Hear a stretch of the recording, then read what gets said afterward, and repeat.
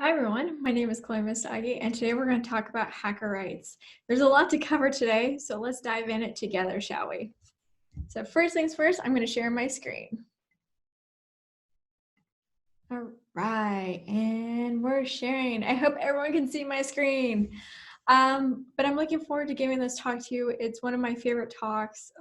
It's also something that's very true to my heart, and I'm trying to do whatever I can to get the hacker community knowing about their rights and also where we stand today in the current landscape and how we can actually work together to try to change that. So first things first, let's dive into hacker rights.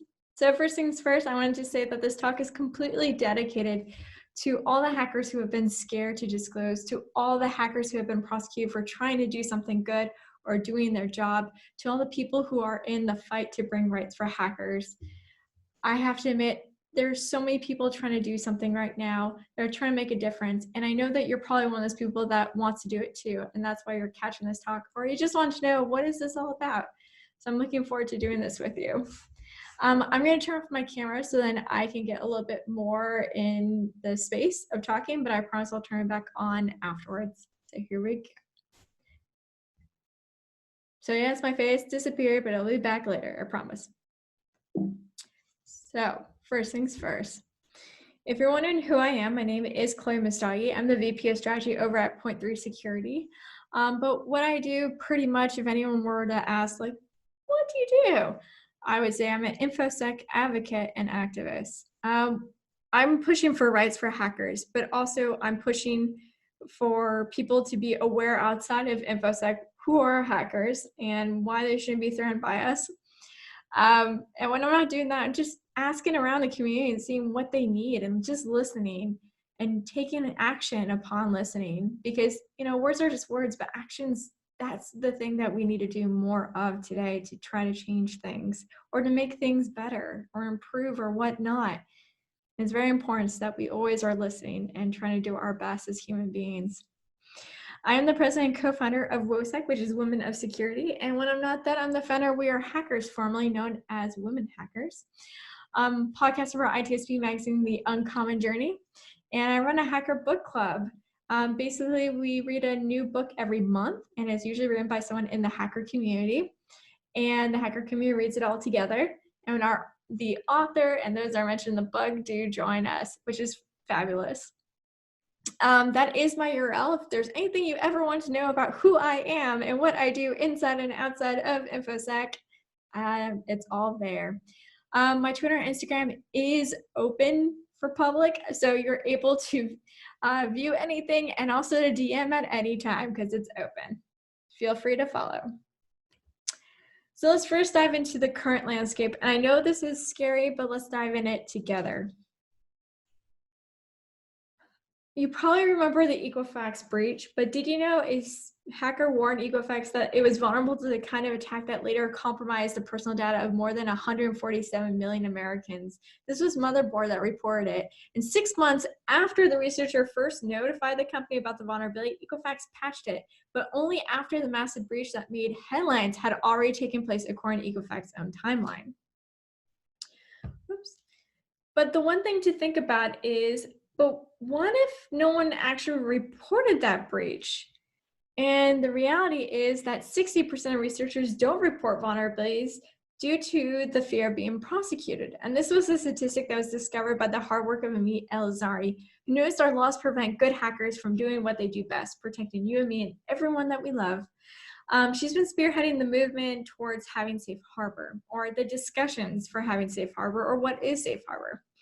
Another report was through HackerOne in 2018 that basically surveyed members of the hacking community and found that almost 1 in 4 ethical hackers have not reported a vulnerability because the company in question didn't have a vulnerability disclosure program. Once again, that's a VDP. If you ever hear me say VDP, it means that. Those who did try to notify the company through other channels such as email or social media, and let's just be real, and most of the time it's Twitter, DMs, but they basically claimed that they were frequently ignored or misunderstood. So why are hackers scared? Why are we scared, you guys? Besides prosecution, looking for contact information, trying to find the right person to contact, reading the policies that have been burdened to reporting vulnerabilities. Think about it. It takes hours, days, weeks to find the right contact information to disclose. Or perhaps they're even hired as an ethical hacker to look into this situation, and they still had to face some sort of prosecution. And this is one of those cases. So after DJI, the drone manufacturer, launched their own bug bounty program. So remember, this was not through any bug bounty platforms. They were trying to do their own in-house, and it was a brand new one. Well, two researchers, Sean and Kevin, came across it. And for the scope for their bug bounty program, it covered all security issues in firmware, application, and servers, including source code leak, security workaround, privacy issue as well. But Kevin, he wanted to really confirm the scope just to be extra safe. It took them 2 weeks to finally confirm the scope via email. He then reported the vulnerability and was provided $30,000 for the finding, which is fabulous, right? However, the agreement of receiving it offered no legal protection for him. So he walked away. The revelations resulted in the company challenging his findings and threatening him with a lawsuit tied to the Computer Fraud Abuse Act, also known as CFAA, claiming he went out of scope regardless of the fact he made sure to confirm the scope. In return, he posted the entire situation with all the conversations with DJI publicly. And I think one of the best things that if you do go check it out, his entire blog on it, there's this one part where they were emailing him, but they didn't realize that within the chain of the emails, the internal emails were within that chain. And in it was basically saying that he was a threat and this could be a bad PR situation. So that's why they turned around and decided to sue him. But the good news is that when he posted it all, they decided to withdraw from the lawsuit. Or better yet, sometimes we have cases where people are actually hired by a company to do something to check and test out security. So in September, the Iowa State asked cybersecurity firm Chole to conduct a penetration test to see if its staff could gain access to sensitive data or equipment. So two Chole employees found a door to the Dallas courthouse open. And when they closed the door to see if it would lock, then attempted to open it, an alarm was set off. Following protocol, the employees waited for the police to arrive and showed them their paperwork. Initially, they were told they were good to go, but moments later, a local sheriff showed up and arrested them, and they had to spend a night in jail. The charges were later dropped in the late January 2020. But this is another example why we need a law that would protect these people from some sort of prosecution when they were just doing their job. And also, it's obvious that people still don't know the difference between an ethical hacker and an attacker. And language of what is in scope and out of scope, when to disclose or how do I disclose, can be so scary. And potential indictments especially, it keeps all parties awake at night. It does for me, I'll tell you that. But I mean, program managers, they're asked to be hacked, but not to get hacked badly. And how to conduct and handle situations when hackers are reporting something is something that they still struggle to do. And organizations and government all know it is definitely a need to have some sort of disclosure set so that people can report things feeling that there is a bilateral trust, and not just feeling it, but understand there is trust amongst two parties. So I know this is a scary subject, so here are some puppies to lift your spirits. I did place a cat for cat lovers as well, because, you know, cats are adorable.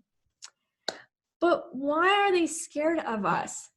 Even though ethical hackers are not malicious actors, they're still being seen and treated as such. And because of this, it reduces the chances of reporting a vulnerability and can cause hackers to go to the dark side because they're seen as the same. So to the left is what we see when we type in criminal hackers, and to the right is what we see when we type in ethical hackers. Once again, there's this hoodie, this darkness, sometimes with a ski mask. And let me just say, ski masks are so ridiculous because, let's be real, you just cover your camera. And plus, if you've ever worn a ski mask, sometimes they're very itchy, you have sensitive skin. But overall, it's not just the imagery, it's also the language used in the media, such as seen in marketing and the press. Using the term hacker as someone as a criminal when they should use the term attacker, cyber criminal, malicious actor, and so on. Because The thing is that the images and languages, they are impacting us. It continues to feed the fear and stereotypes and biases that exist through social constructed beliefs. And if you're wondering, Chloe, what's a socially constructed belief? Well, socially constructed beliefs are basically things that you have picked up and learned by looking at your surroundings or understanding your surroundings or being told or taught from your surroundings or indirectly through images or even movies themselves. Basically, they pick up on socially constructed beliefs that hackers are dangerous people that wear hoodies and are in the basement and they're doing malicious acts and criminal stuff. When in reality, that is not true at all. Yes, sometimes we wear a hoodie, but we don't wear a ski mask. Also, not all of us are working in a basement. Sometimes we're doing it in a coffee shop, or maybe we're just doing it in our actual bedroom or our office space. Or even so, we're hired by companies to do what we do, which is completely in an office space with permission. Anyway, it's just this whole thing. We have some stereotypes that we need to face off.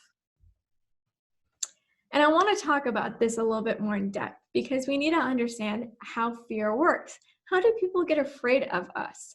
And so it's very important to understand is how we think and human behavior so then we can address this fear that the public has of who we are. So the first things first is you probably have heard of this fight versus flight mechanism called the amygdala. But did you also know that this fight versus flight mechanism is a survival mechanism? It's completely subconscious. And what it does is that it's trying to figure out who's like us, who's not like us. So people that are like us, we trust, and people that are not like us, we don't trust. And so because they're probably not around someone who is a hacker, the thing is that they're registering it as someone who is not like us, someone who is suspicious because we don't have trust. Because we trust ourselves, but we don't trust others. And if anyone is someone that we've never met before, they are a stranger danger to us. So it's really important to understand is that the amygdala is basically taking these beliefs, these socially constructed beliefs, and how people are. And that is the reason why they think these ways of hackers are. So what happens is that when, for example, a good example, let's just do it this way. Say you tell someone you're a hacker and someone who's outside the hacker community, and you're like, yeah, I'm a hacker, or I work in the hacker community. They take a step back, their mouth drops, their eyes get bigger, or they try to find a way to quickly get out of the situation of talking to you because the thing that's registering in their head is warning, stranger danger, there's a hacker on the loose who's a criminal. Anyway, and that's the thing, is that the amygdala sends a message to your prefrontal cortex to let them know that stranger danger, right? You need to be afraid. This hacker, we saw in the images, we've seen it in the press, we've seen it written out in books, we've seen it in movies that hackers are these dangerous criminal beings. And we should probably run far away and turn off our cell phones. Or you know what? Maybe we'll just throw it away after this event. Anyway, the thing is that one thing to remember is that the amygdala, it is completely subconscious, but it does send a signal to your prefrontal cortex to let it know of a warning. Now, the prefrontal cortex can then act on it by coming up with various different actions of what to do next. But it is a completely consciously aware process. And it's using logic and reason to really question if it is a threat or not. So what happens is that then afterwards, it sends a message back to take action, and this is the action you decide on, back to the amygdala, and the amygdala then decides to throw it all over in your brain, and then you take that action. So if the action is to quickly escape, then it sends a message to the amygdala back saying, you are right, stranger danger, let's get out of this situation and quickly say that someone's calling us on our phone, and then walk away. So that's the thing, how it works. But the good news is that because it is completely consciously aware that you are thinking of how to perceive this threat, the good news for you guys is to understand one thing. This is also the time for them to question it if they've heard a story. Now, the one thing, if you ever want to change someone's beliefs of who you are or what you do, or you want to understand another type of person that you've never met in your life, watch a YouTube video with them. like not with them, but about them. So say, for example, you have a video up talking about how hard it is to be a hacker, because every time you're trying to let a company know that you found a vulnerability, they don't take you seriously, or they immediately start to see you as a threat. When in reality, you're not trying to do that. You're trying to protect them. You're trying to let them know that this vulnerability exists, and it's really important for them to take initiative. That's the thing. Hearing the story, and for people to view that story, to hear what you've gone through, or how hard it can be, and how people see you as a criminal, that allows them to remember it. So the next time they face a hacker or they meet a hacker, when the amygdala is sending warning, warning, stranger danger, there's a hacker near you or a hacker next to you, it will now then suddenly, when it's thinking of the logic of constantly processing this perceived threat, it then thinks of, oh, remember that YouTube video I watched about that hacker who talked about how hard it is and how everyone thinks he's a criminal, and how much that impacted his life, and having to constantly have to change the name of what he is so then people wouldn't know or see him as a threat. And I don't want to be that person. I don't want to be that bad guy. I want to be the good guy, the one who understands people. So then it sends a message back to the amygdala saying, simmer down. This is not a threat. This person is probably trying to help us out. And that's what we need more in this world right now. So then companies start trusting us a little bit more when we submit vulnerabilities. So just remember that you can always question your own biases, and so can the strangers around you. But the one thing is that they have to also be okay with being uncomfortable, knowing that they are wrong. Because some of us, when we have very deep-rooted socially constructed beliefs, it's part of who we are, and we base our opinions, our everything around them. And so it's really important to note that, like, when we get outside of our comfort bubble, we really get to learn about the world that we live in. And the people that are going to be touched by your story of being a hacker or sharing how hard it is, those are the people that we want to help join us. Because, and the reality is, because of these socially constructed beliefs, it has resulted in the following things. It's the mindset that's set by society, by people in the media, that is keeping us unsafe and preventing hackers what they do well in.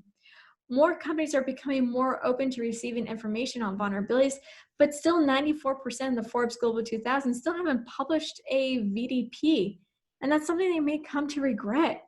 Companies are afraid of hackers and don't want to create vulnerability disclosure policies because of the lack of a bilateral trust amongst hackers and organizations and government is one of the reasons why 60% still don't report vulnerabilities. Hackers are scared of these outdated laws such as CFAA and DMCA, which we'll go into next. Also, from interviewing hackers, one of the reasons they decided to move away from doing ethical hacking is the pain and the constant worry of being prosecuted regardless if they did something legal. This is said similarly to those that switched from being an attacker to a hacker. The reason the switch was the insomnia of being arrested, because there are cases when organizations prosecute ethical hackers regardless if they were in scope, which we saw earlier. So what are these worldwide legislations that we need to be aware of? So the one thing to note about this is that most countries follow the US standards when it comes to hacking laws. So the CFAA is one that I first want to go into. So CFAA, the Computer Fraud Abuse Act, is a US cybersecurity bill that was enacted in 1984 as an amendment to existing computer fraud law, which had been included in the Comprehensive Crime Control Act of 1984. The law prohibits accessing a computer without authorization or in excess of authorization, also to be used when a researcher goes out of scope. This is the act used to prosecute hacking. Random fact, if you have ever seen the movie War Games, did you know Ronald Reagan, he watched it and freaked out about hackers, and he is the reason why we have CFA today, because of that movie.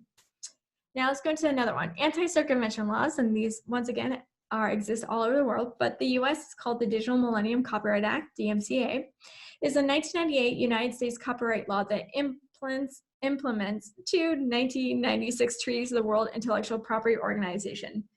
right to repair. Reverse engineering is seen as a breach of property. Now, let's go to the next one. So, acceptable use policy.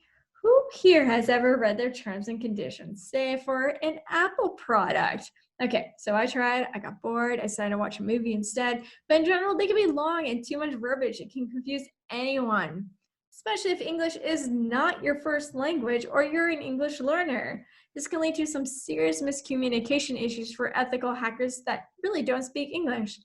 By the way, if you're not an attorney, you're gonna actually have problems too, because it's written for attorneys to read it if they're an attorney too. And I should just let you guys know, I am not an attorney, so just keep that in mind. But overall, these laws are old and out of date, and honestly, were created out of fear and not empathy by taking the time to understand what is actually needed and why laws should only prosecute malicious actors, aka, criminals, and not good hackers. So overall takeaway from that is laws prevent good hacking the same way they prevent attackers. And we really need good hacking. So I want to dive a little bit more on CFA because that is the anti-hacking law, but also is the one that is the only one that has been used to prosecute hackers in the US. So first things first, once again, Computer Fraud Abuse Act, CFAA, was passed in 1984 and has grown wildly outdated, and that it offers prosecutors discretion to threaten huge potential fines and jail sentences for very relatively underserving violations of a computer policy. First, the CFAA, as written, punishes exceeding authorized access to a protected computer, a phrase vague enough to inspire some broad interpretations. Another flaw in the CFA is the redundant provisions that enable a person to be punished multiple times for the same crime. These charges can be stacked on one on top of another, resulting in a threat of a higher cumulative fines and jail time for the exact same violation. This also allows prosecutors to bully defendants into accepting a deal in order to avoid facing a multitude of charges from a single solitary act. It also plays a significant role in sentencing. The ambiguity of a provision mean to, toughen sentencing for repeat offenders of the CFA may in fact make it possible for defendants to be sentenced based on what should be prior convictions, but were nothing more than a multiple convictions for the same crime. Most importantly to note, the CFA also gives companies the right to sue. That is right. Hackers have more of a fear from companies and states, your local government, than the Justice Department. Since 2013, the DOJ has doing whatever they can to try to protect ethical hackers, and that's why you don't really see CFA being used against them. But once again, if you're a company, chances are you will probably utilize this at some point if you do not trust the hacker community, and also in local states. Now, the reason why you should also hate CFAA is there is one case that if you see on here called Aaron Swartz. Because Aaron Swartz's case is one of those examples of how bad the CFAA is. And there's many cases of this, but this one always gets close to me. In 2011, Carmen Ortez, the U.S. Attorney's Office, charged Swartz with hacking into the MIT computer network to download millions of scholarly articles from JSTOR. It was an act of civil disobedience meant to protest the restricted access to research funded by taxpayers. And for this, the U.S. Attorney brought charges that carried a maximum penalty of 35 years in prison. I want to pause right there. Did you know a first-degree murder in the U.S. is 25 years minimum in prison, but yet he was being served a maximum penalty of 35 years in prison? Let that sit in. Doesn't sound right, does it? And not just that, $1 million in fines. They were able to charge such years because the way CFA is written that we saw before, and the issues that have yet to be sorted since it was made into a law. But overall, what I want this main takeaway to be about is when looking at Aaron's situation, he was dealing with a 17-month legal battle, one that had no set trial date and wasn't ending anytime soon. And through Swartz's perspective, it must have been so overwhelming. With the future of this legal battle cast into doubt, Swartz hung himself in his apartment on January 11, 2013. And following his death, federal prosecutors went on to drop the charges. His family said it was the government's prosecution that contributed to his decision to take his own life. Because of Aaron's case was one of those things that reminded us that something needs to change. There was a law that was written called Aaron's Law in 2013. Unfortunately, it didn't pass because there were some pretty big known lobbyists that wanted to keep CFA the way it is. But what Aaron's Law was going to do was remove the phrase exceeds authorized access and replace it with access without authorization, which is defined as to obtain information on a computer that the accessor lacks authorization to obtain, by knowingly circumventing technological or physical measures designed to prevent unauthorized individuals from obtaining that information. Of course, DMCA, of course, we're going to touch on that, but one thing to note is that this has not been used against a hacker anytime soon, but it does have a chilling effect, so it's important for us to know about it. But the DMCA was passed in 1998 as an anti-piracy statute of effectively making it illegal to circumvent copy protections designed to prevent pirates from duplicating digital copyrighted works and selling or freely distributing them. It also makes it illegal to manufacture or distribute tools or techniques for circumventing copy controls. But in reality, the controversial law's effects have been much broader by allowing game developers, music and film companies, and others to keep a tight control on how consumers use their copyrighted works, preventing them in some cases from making copies of their purchased products for their own use, or from jailbreaking smartphones or other devices to use them in ways the manufacturers dislike. Now, no person shall circumvent a technological measure that effectively controls access to a work protected under this title. It does contain provisions for security research, but in most cases does not allow them to break down defenses put up by the manufacturer without prior permission, such as those wrapped around firmware. But with improvements to legislation, we can change where we stand today. But in order to do that, we must dive into three categories in which we've touched on because they work together to bring about a public change. So we need to influence the public. In order to have rights for hackers, we need to get the public on board. In order to do so, we need to drive these three categories. So we need the press to push for the public to become aware. In other words, we need to change the language and imagery of what is a hacker and start using cyber criminals or malicious actors or attackers for those who commit unethical hacking. Overall, really separate the two. In order to help the press, organizations need to be on board with bilateral trust by having vulnerability disclosure programs. By showing they support hackers, the public changes their view in general. And lastly, to have organizations and public opinion to push and motivate Capitol Hill to get on board and update the current legislation that will protect ethical hackers.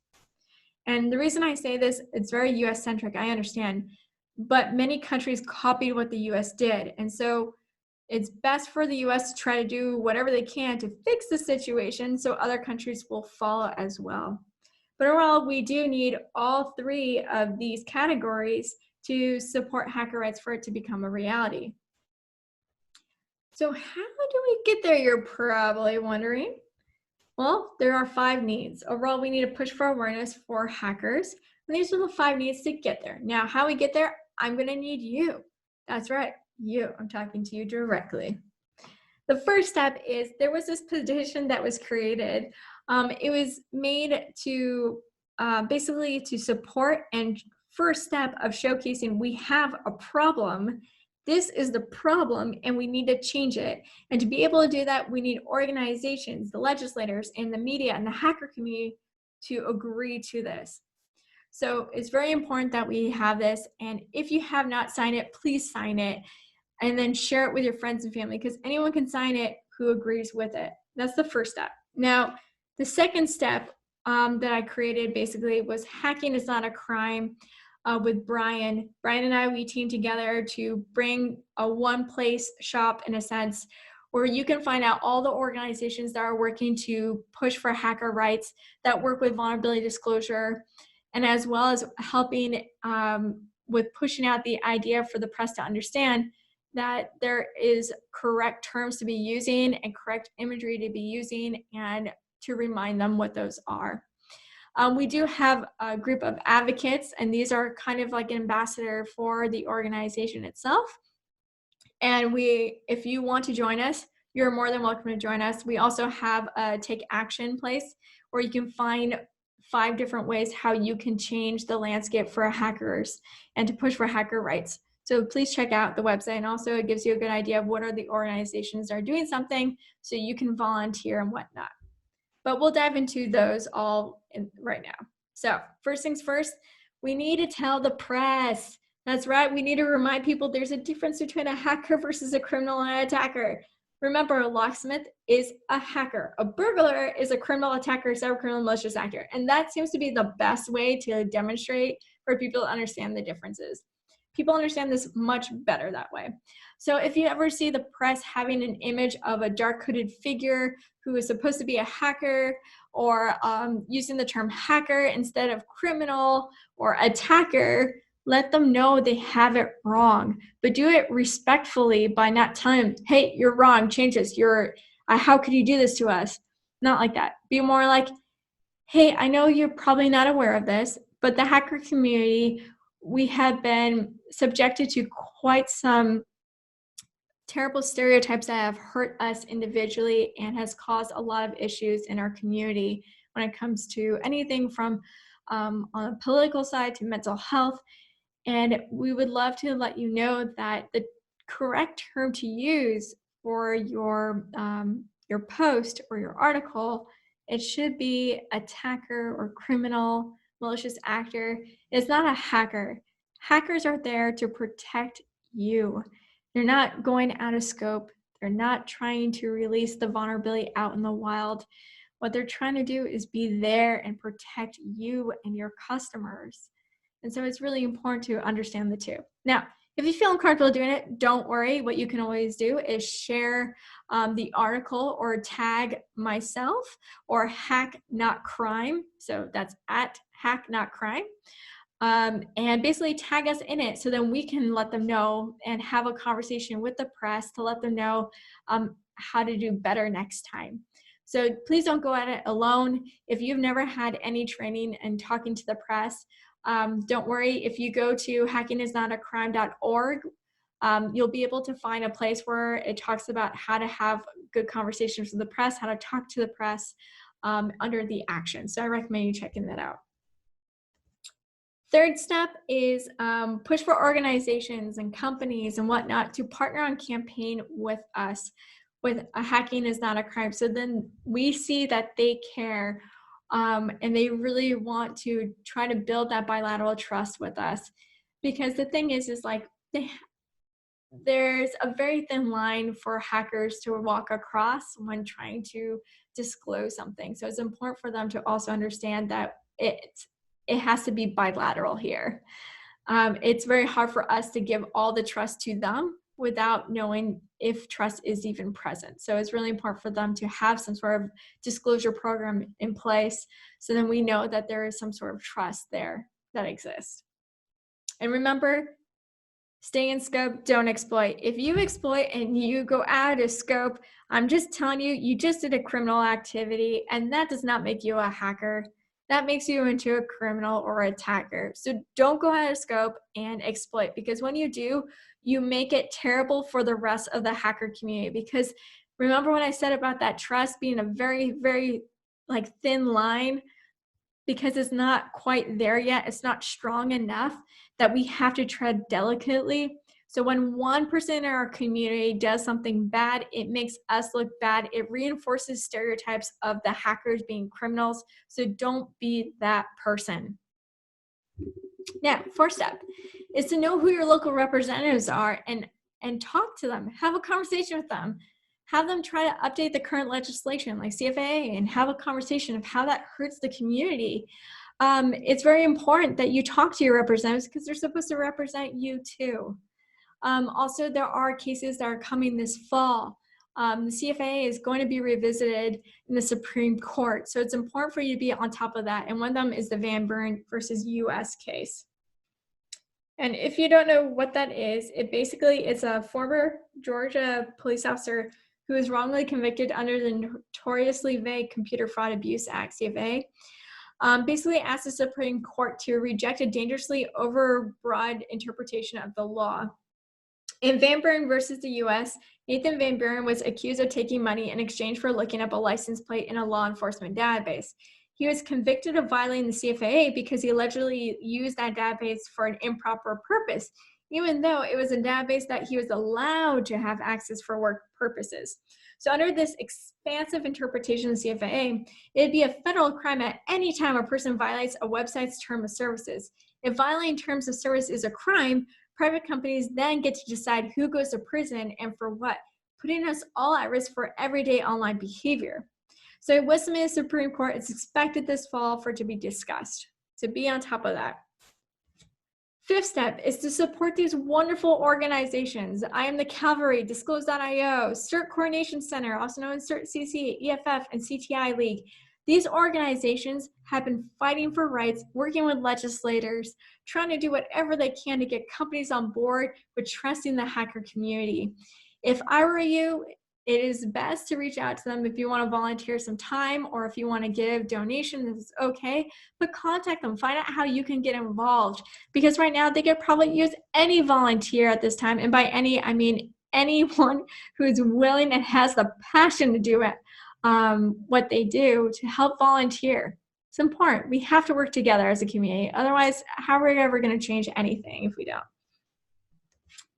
So the main takeaways from this is overall, we need to push for awareness for ethical hackers, and these are what we need to do to get there. And yes, I will love advice and assistance if you're wanting to share some with us. But I want to just remind you on one thing, which is the change starts with you and me, and that it's up to you and I and everyone to fight for rights. And we cannot give up. We must not give up, because now is a time more than ever, we need to support one another. We need to start driving for something to change, because we can't keep doing this anymore. We can't. It's been too long. And the laws are so out of date. We're talking about from 1984. I mean, Y2K even happened, and we're in 2020. And yes, I hate 2020 just like you. But the thing is like, we need to do something about this. And by giving up, we're giving up on all these other hackers that have dealt with being prosecuted, or dealt with hackers that basically were trying to do something good, and in return they got attacked in so many different directions. We need to stand behind them. We need to stand up for them, and we must give a voice, because we have a voice. And it's important for us to get outside of InfoSec to share that. I just want to say, you guys, thank you guys so much for existing. And I just want to also say a special thanks to Bo Woods and Harley Gager, who really opened my eyes to where we stand right now with CFAA and DMCA. It's so important is that we constantly need to be updated on the current situation. And CFAA right now in Supreme Court, that's a big deal for us. So please don't forget about it. So thank you guys for having me. If you have any questions, feel free to reach out. Once again, my DMs are open on Instagram and also on Twitter. Feel free to follow. And please note, you are not alone at this. There are so many people that are trying to push for rights. And if you want to get involved, also check out hackingisnotacrime.org, because there's a good place to find out all this information. Everything I talked about is on there as well. So thank you guys so much. I will put my camera on so I can give you a nice wave. Here we go. So thank you guys again. Stay safe, and please know you're never alone in this world. The community has been a wonderful place to be there for you. So thank you guys so much for having me. It was awesome to be here. And take care and wear a mask. Bye, everyone.